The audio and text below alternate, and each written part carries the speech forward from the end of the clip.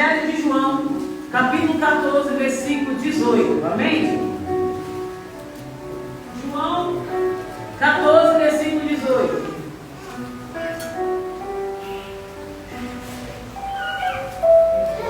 Todos acharam?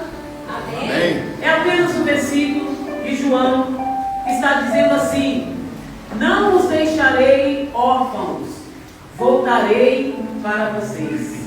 Repita após mim: Jesus prometeu aos seus discípulos e a nós como igreja, nesta geração, que não nos deixaria órfãos, mas estaria conosco todos os dias, até a consumação dos céus. Feche os seus olhos. Pai, aqui está a tua palavra que será ministrada esta manhã. Vou pedir para vocês fecharem as portas ali, por favor, meus irmãos. Nós neste momento iremos ouvir a tua voz. Então, Espírito Santo, eu te peço para que o Senhor abra o nosso entendimento, a nossa mente, os nossos corações, para que possamos entender a sua voz, para que possamos ouvir a sua voz, para que possamos entender o que o Senhor tem para nós. Nós sabemos que é um ano, Pai, a qual o Senhor já projetou para nós grandes vitórias, mas o Senhor também disse que no mundo teríamos aflição, mas que possamos ter ânimo, porque assim como o Senhor venceu, nós também venceremos. E para isso, Senhor, nós precisamos entender qual o próximo passo precisamos dar. E aqui está a tua palavra, que será ministrada. Então não permita, Pai, que nenhuma distração, que nenhuma palavra maldicente, que nenhuma astúcia de Satanás venha roubar a mensagem que o Senhor quer que nós ouçamos esta manhã. Então eu te peço, nesta hora, usa minha vida com graça, com sabedoria, que eu diminua, o Senhor cresça, mas fale com o teu povo aquilo que está no meu coração, segundo o seu coração, em nome de Jesus. Amém. Aplauda Jesus mais uma vez.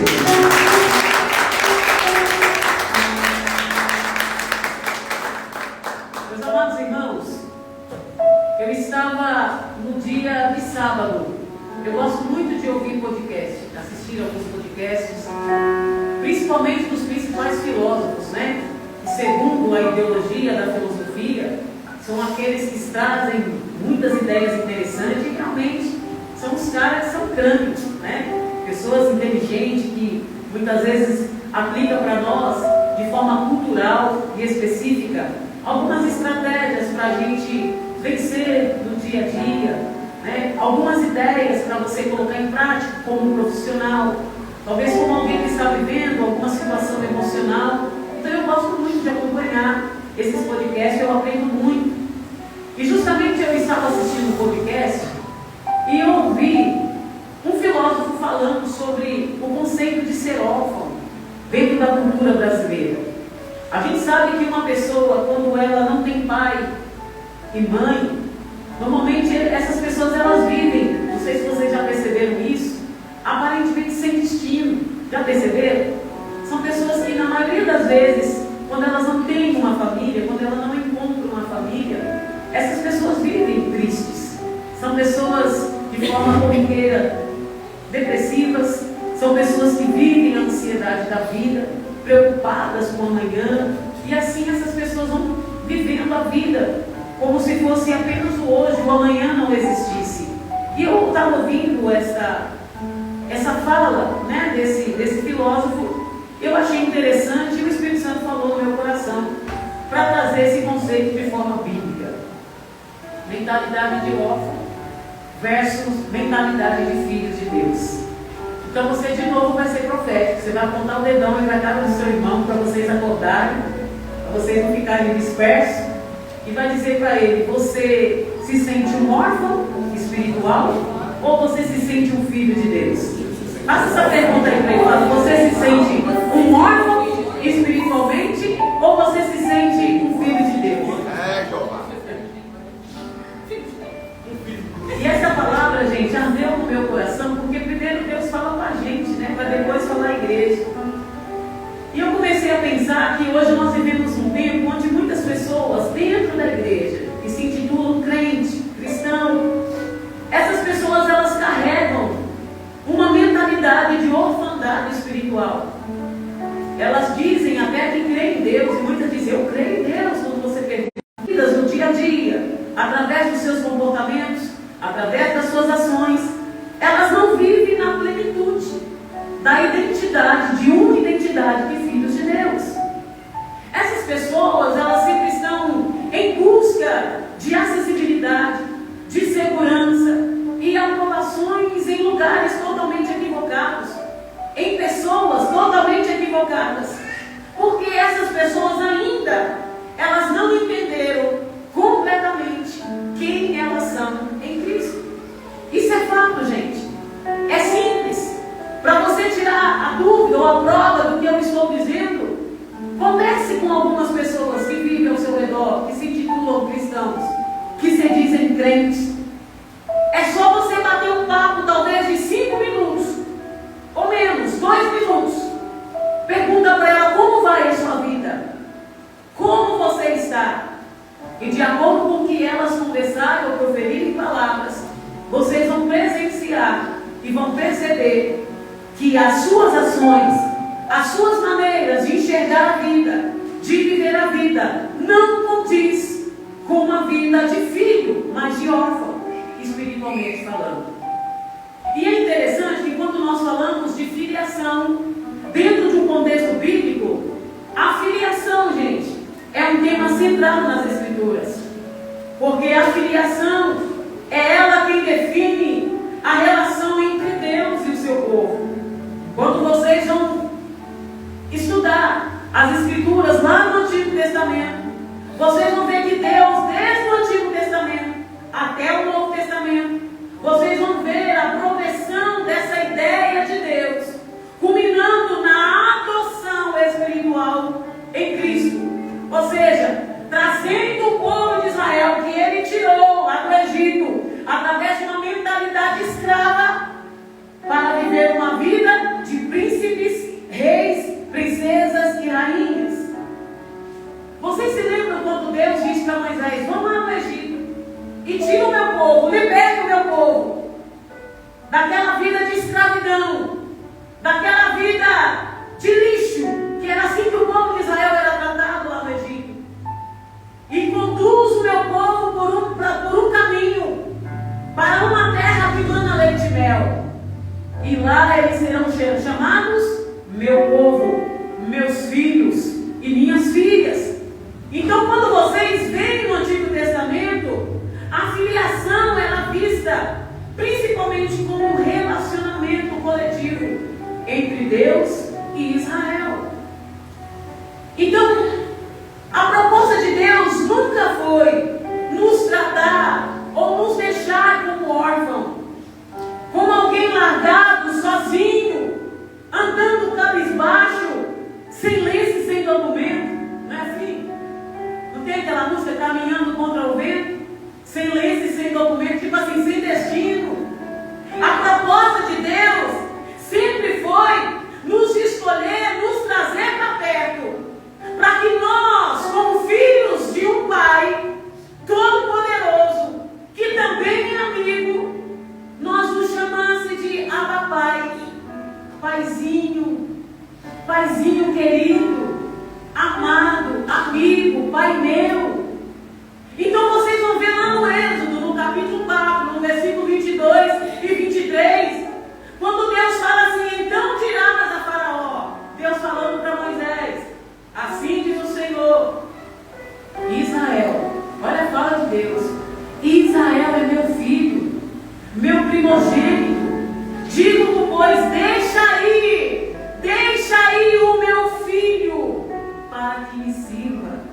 Então vocês percebem que desde o Antigo Testamento, o relacionamento de Deus para com o seu povo foi de um pai para com o filho. Quem aqui é pai? Quem aqui é pai? Levanta a mão bem alto. Quem aqui é o pai que ama incondicionalmente o seu filho? Porque muitas vezes a pessoa é pai, mas não ama de forma bíblica, como Deus pede para que ame os seus filhos. Um pai, gente, que ama de verdade o seu filho, ele sempre quer o melhor para o filho, sim ou não? Ele dá abertura para que o filho chegue até ele, para desabafar, para falar, para contar os problemas. O pai, sempre o pai verdadeiro, o pai que ama, é aquele que quer que o filho o veja como um amigo. Não apenas como uma autoridade sobre ele, mas como um amigo. Alguém que tenha a oportunidade de falar: paizão, meu amigo, eu preciso falar com você, eu preciso desabafar. Então essa é a relação que Deus sempre quis ter com o seu povo. Lá em Deuteronômio, no capítulo 14, versículo 1 ao 2, olha Deus falando para o povo: vocês são filhos do Senhor, o seu Deus.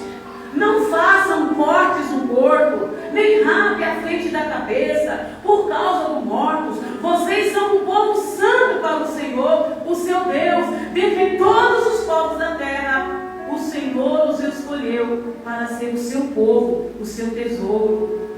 Olha Deus, com ciúme do povo, trazendo o povo para uma maneira de viver de forma santa, para que o povo fosse diferente das demais nações. Porque o pai que ama, ele é zeloso, ele cuida, ele protege, ele tem ciúme, ele não negocia os preceitos de um filho, de um pai para um filho. Então, meus irmãos, a filiação do Antigo Testamento estava ligada a essa eleição, a esse chamado de Deus para o povo de Israel, para pertencer a um pai que ama incondicionalmente. É interessante que de tantas nações, não é assim, Daniel? De tantas as nações da terra, havia outros povos para Deus escolher. Os egípcios, que eram uma potência na época, os babilônicos, nações poderosas, e Deus escolheu Israel. Deus chama aquele povo que era tribais, estava ali, não tinham terras, não tinha filiação, viviam largado, sem identidade, e Deus chama este povo e os trata como filhos. Filhos, Abba Pai, Paizinho.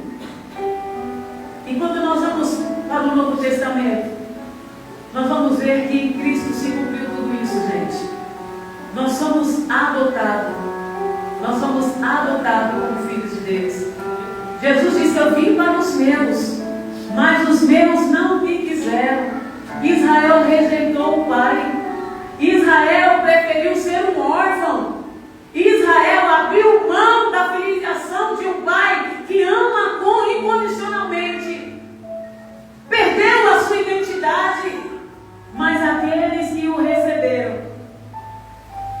João 1,12, mas a todos quantos os receberam, deu-lhes o poder de serem feitos o que, gente? De serem feitos o que, gente? Filho de Deus. De que, gente? Filho de Deus. Aos que creem em seu nome. Sabe o que eu aprendo com isso? A Bíblia, ela é repleta de ensinos, onde eu vejo Jesus, ele se apresentando às pessoas, mas como um Deus que normalmente nós pentecostais estamos acostumados, sabe? Aquele Deus que pega espada e vai para a guerra. Quando você vê a atitude de Jesus, as ações de Jesus no Novo Testamento, vocês vão ver aquele Jesus que se aproxima de uma maneira bem peculiar. Vocês já repararam? Jesus, quando ele chega no cego, ele vai pelas beiradas. Olha o cuidado. Ele vai pelas beiradas. Filho, o que queres que eu te faça? Filho, ô mendigo, ô cego, ô leproso, ô prostituta. É assim que Jesus tratava. Jesus chamava de filho, Jesus chamava de filha. Mas aí a minha pergunta, quando eu entro nesse texto, eu me pergunto e eu falo: meu Deus, por que muitas vezes eu permito viver uma vida e eu pratico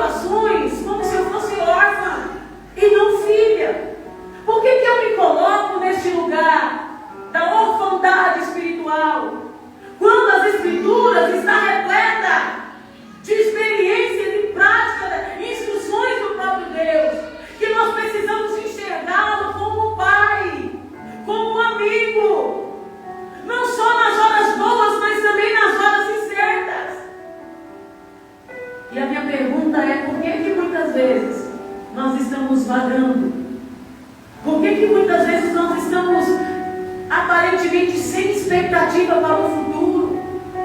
No presente que parece que não existe para nós. Como se Deus não existisse em nós. Como se o Pai não cuidasse de nós. Ansiosos o tempo inteiro.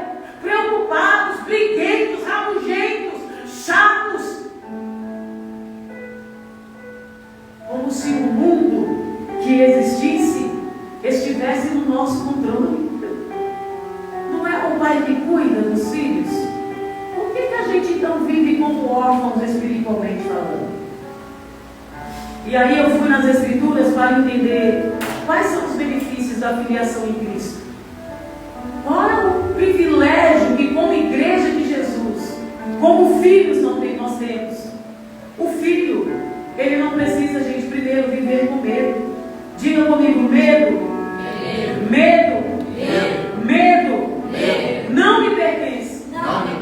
Embora o medo exista, como um mecanismo de defesa para algumas questões nas nossas emoções, viver o tempo inteiro temeroso, com medo de avançar, de elaborar projetos, de avançar em projetos, é para órfão, não é para filhos. Porque se nós temos um pai que tem cuidado de nós, então este pai sempre diz: avancem, vão para frente, não olhem para trás. O que ficou para trás ficou. É para frente que vocês precisam ir. Sabe o filho? Pega um exemplo da Maria Júlia e João Pedro. Se colocar ele em cima daquela mesa e falar pula, o pai fala pula, ele pula ou não pula, gente? Eles pulam, porque é o pai que está dizendo: eu te protejo. E por que nós vivemos a vida sem filiação espiritual? Como se nós não tivéssemos uma identidade em Cristo. O que acontece com a gente? A gente chega no culto frios, vazios, esperando alguma coisa acontecer.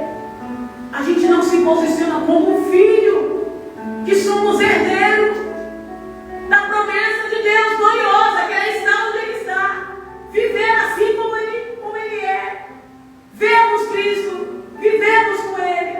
A cultura do reino não está enraizada em muitos dos nossos corações. Porque uma pessoa que vive como órfã, ela vive como se não tivesse uma identidade. E sabe o que é interessante? Quando você fala da identidade, identidade não significa quem eu sou, mas em quem eu sou. Eu sou idêntico a quem? Identidade é isso. Eu sou idêntico a Ele. Eu sou idêntico ao meu Pai. E se eu sou idêntico ao meu Pai, eu posso viver todas as coisas naquele que me fortalece. Será que você pode aplaudir a Jesus por isso? Aleluia! Romanos 8,17. E se nós somos filhos, somos logo herdeiros também, herdeiros de Deus e co-herdeiros em Cristo.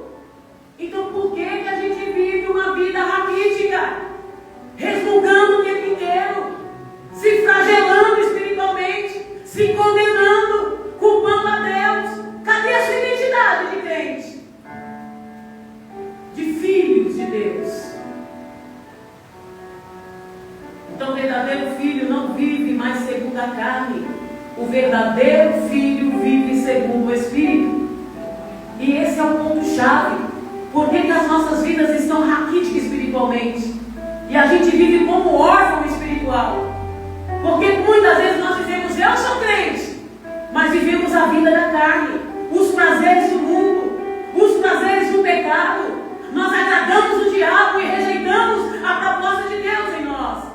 É por isso que as nossas vidas espiritualmente não avançam. Nós vivemos minguados espiritualmente, fracos, sem raízes, aparentemente abandonados, largados, mendigando sentimentos, mendigando a aprovação do outro. A gente sempre está buscando coisas para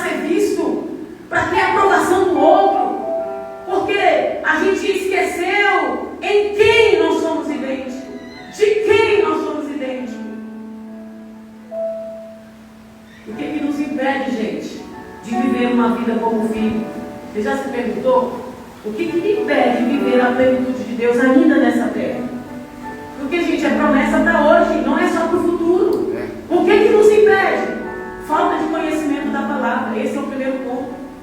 Muitas pessoas vivem como órfãos porque não sabem que foram empregadas por Deus. Deus nos chamou para viver uma vida de filho, herdeiro. Imagine que seu pai, estou profetizando aqui, vai, né? Imagine que seu pai é um cara bilionário. E você descobre que o pai é bilionário. E ele tem herança, tem terras, mansões, carros. A gente até dá um sorriso, né? A gente sonha. E aí você fala, poxa vida, eu tenho um pai e eu vou herdar tudo isso dele. A gente não fica feliz? Assim deveria ser a nossa reação como filhos e herdeiros de um Deus verdadeiro. E por que a gente vive com uma vida amargas, cabisbaixo, lamentando, lambendo feridas, como se nós não tivéssemos um pai que cuida de nós? Salmo 147:3 diz: sara os quebrantados de coração e lhes ata as feridas. Esse é o papel de um pai. Oséias 4:6: o meu povo foi destruído porque neles lhe faltou conhecimento.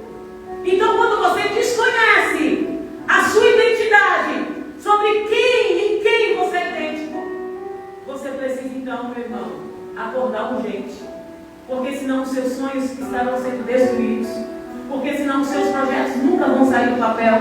Porque senão você não vai conseguir se relacionar com a sua família, com seus filhos, com seus maridos, esposas. O meu povo padece ou perece por falta de conhecimento. Paulo fala na carta aos Gálatas: estais, pois, firmes. Aonde, gente? Na liberdade com que Cristo nos libertou. E não torneis a colocar-vos debaixo do jugo da escravidão. E olha que perfeito isso. Essa fala do apóstolo Paulo. Deus não tinha tirado o povo lá do deserto, gente? Aliás, lá do Egito. O que aconteceu quando o povo estava indo para a terra prometida? A história diz que o povo estava sentindo falta dos pepinos, das cebolas, dos açoites. Quando a gente não muda isso aqui, quando não acontece a metanoia, que é a transformação da nossa mente, através do Espírito Santo, a gente pode até crer em Deus, mas as nossas vidas não coincidem com aquilo que a gente diz que crê. Por que algumas pessoas você vê, passa anos e anos, elas estão sempre com novidade de vida? E aí, como é que está a sua vida? Estudei, fiz faculdade, criei meus filhos, comprei carro, avancei, cresci na coisa. E aí você olha para outros e fala, e aí, sua vida? Não é, gente. Gente do céu, dá uma articária. Eu não sei vocês, me dá até dor de cabeça. Quando eu encontro as amigas do passado, de alguns anos atrás, e aí você vai conversar com uma amiga e fala, e aí, amiga, como é que está a sua vida? Ai, não teve jeito, não mudou nada. Eu falo, meu Deus, que mundo que essa mulher está vivendo, né? Porque o mundo é igual para todos, sim ou não, gente? Nós convivemos no mesmo espaço, as oportunidades estão para todos.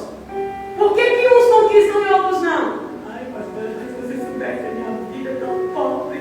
Mas peraí, você tem um celular, você tem um iPhone na mão. Ah, mas a minha vida é tão desgraçada. Você tem oportunidade, você tem amigos, você tem pessoas. Não é possível que alguma coisa nova não vai acontecer na sua vida.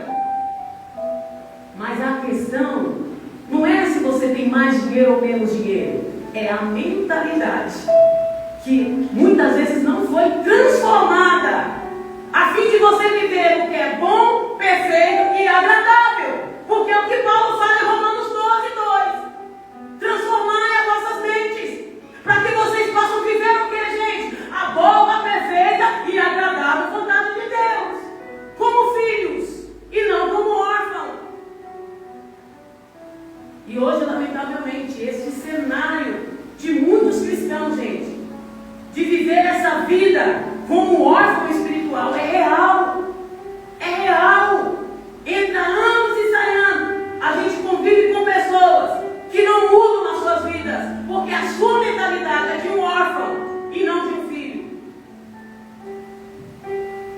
esse órfão espiritual que vive sem destino, porque não tem identidade, vive batendo cabeça para lá e para cá, entrando e saindo de igrejas, em busca de aceitação, em busca de alguma coisa diferente, sendo que a palavra de Deus diz tudo. Então diga para alguém que está do seu lado, fala, você é idêntico. Você é idêntico de um pai amoroso, de um pai que está aqui para te abençoar, para te levantar, para te exortar, para te instruir, para que você entenda de uma vez por todas a boa, a agradável e perfeita vontade de Deus para a sua vida. A qual é Jesus.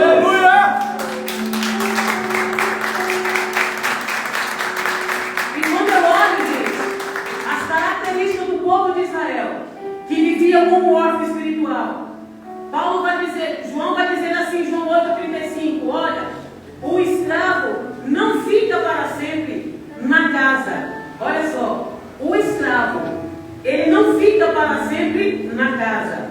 O filho, sim, permanece para sempre. Sabe o que significa isso? O órfão, quando não tem a sua mentalidade transformada, ele não consegue perceber, ele não tem a sensibilidade do Espírito para entender a voz de Deus que está direcionando, guiando para caminhos novos. E aí o que acontece no meio do caminho? Ele para tudo, ele começa e não termina, ele abre mão de tudo, ele não consegue enxergar as oportunidades, porque a sua mentalidade é de escravo e não de filho. Como pensa o escravo? Alguém já pensou? Como que pensa o escravo, gente? Sabe a síndrome da Gabriela? Eu estava falando sobre isso aqui hoje. Eu nasci assim, eu cresci assim e vou morrer assim. Mentalidade de escravo. Quando você está preso dentro de uma mentalidade de fracasso, você não consegue ver além dos problemas. Você não consegue ver além das lutas. Você sempre vai estar lambendo a ferida. Porque o órfão não se sente pertencente, gente, do meio. Então o fulano para ele não presta, o ciclano para ele é ruim, ele vive deslocado, porque ele se sente rejeitado. Porque assim é a mentalidade de um órfão. Ele se sente escravizado. São aquelas pessoas que vivem em busca, sabe, de gurus espiritual. Ah, eu vou lá na outra igreja, porque lá na Zoe a palavra é muito forte. Eu vou lá para ver se tem alguma revelação, para melhorar o meu futuro, para melhorar o meu presente. Quem sabe tem uma chave, né, da porta aberta. Quem sabe lá tem promessas que eu vou conquistar. Vai ser conquistar o quê? Se a sua mentalidade é de órfão e não de filhos.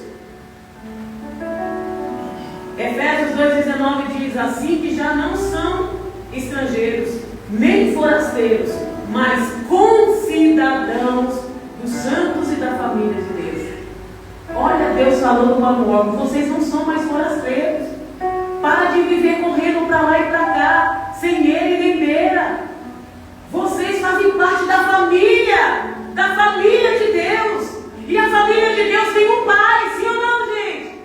Na família de Deus existe um pai que cuida e zela por nós. Mas a gente prefere trilhar um caminho que não tem saída. E a gente dá cabeçada e dá cabeçada. E você conversa com a pessoa, o que foi? Está tudo igual, nada mudou. Porque está vivendo como estrangeiro, como forasteiros, longe da proposta de um pai que quer cuidar da família espiritual, que é eu e você. Romanos 8,16, o próprio Espírito testifica com o nosso Espírito que somos filhos de Deus. Que somos filhos de Deus. E se somos filhos, então somos herdeiros e co-herdeiros com Cristo. Aleluia! Amém? Será que você pode dar um glória aí? Glória! Aleluia! Se você é filho, então você não tem carência. Se você é filho, então você não tem carência. O órfão sim é carente de atenção, de aplauso, de bajulação. O filho não, ele se posiciona como filho, porque ele fala, eu sei quem é meu pai, e eu sei que eu tenho uma herança, há uma promessa de Deus para mim, faça sol, faça chuva, aconteça o que acontecer, aquele que prometeu, ele cumprirá, porque ele é o pai que zela pela sua palavra, e ele cumpre.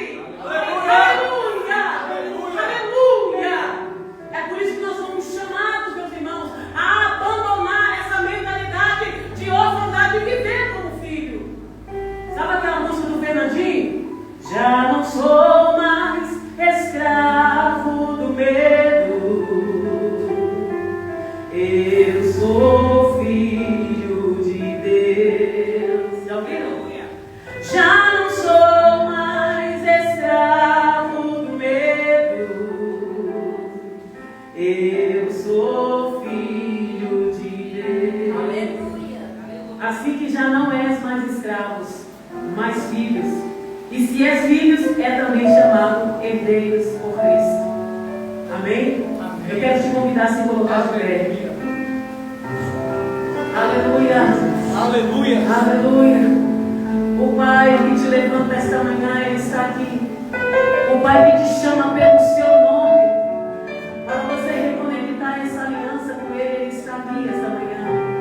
Feche os seus olhos, meus irmãos. Feche os seus olhos, meus irmãos. Eu quero te convidar a meditar, a refletir sobre a sua vida. Em qual momento você se perdeu no caminho? Em qual momento você soltou as mãos do seu Pai? Em qual momento você se perdeu? Em qual momento você está vivendo como órfão, batendo cabeça, indo para lá e para cá? A sua identidade é Ele. Você é idêntica a Ele. Você tem substância. Você tem atributos dele, parecido com Ele. Você é chamada de filha. Você é chamado de filho. Filho amado, ama pai, paizinho. Você tem abertura. Você tem abertura de casa.